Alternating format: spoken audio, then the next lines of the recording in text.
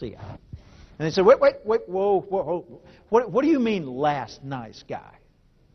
I said, well, after me it gets kind of ugly. You know, they send these big bruisers with guns and sheriffs. Not a pretty sight. And they said, well, what are my options? And I'd say, set the gun down. And, on 3 occasions, that literally was the case. And I'd show them what their options were. And 9 times out of 10, I'd either get a partial payment if they had it, or a payment, or if they didn't have any money at all, what they would do is they'd drive the truck back to the dealership. I couldn't operate those things. And I'd give them a ride home. So I did okay as a bill collector. I didn't like the work, but I did all right. Now, the guy who took over after me didn't do as well. His name was Pete Smith. Now, Pete Smith made a serious tactical error.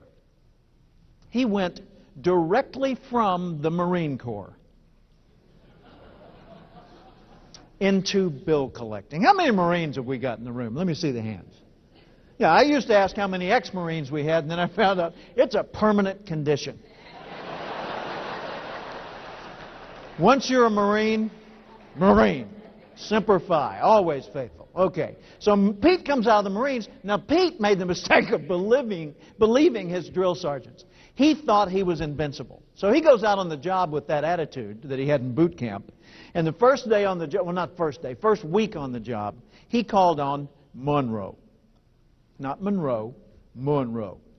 Now, Monroe had been giving me partial payments all the time. Maybe he was always paying something, but he was always behind on his overall account. And I'd put up with it. Well, Pete decided it was time to clean up the account. So he goes out to Monroe's house, 7 o'clock at night in the dark, in the poor part of town, up around Newport, Arkansas. Goes out, bangs on the door, yells out some kind of a challenge, which Monroe accepted. You're ahead of me. Monroe stepped onto the front porch. Pete said something like, all right, Smith's a name, credit's a game. I want your money, your wife, your car, or your life. You make the call. Those weren't his words, but I guarantee you that was the attitude. Monroe reduced him to a quivering lump of flesh. It took him about 15 seconds to beat Pete Smith to a pulp, and then he disappeared with the truck, never to be seen again. Pete, in the meantime, went into the Newport, Arkansas hospital for 14 days. That's a long stay, folks. And I looked at that and I thought, now that's the same guy who was giving me payments. What's the difference between Pete and me, other than current condition? Thought maybe it's education. So I went to our personnel file and I looked, same education.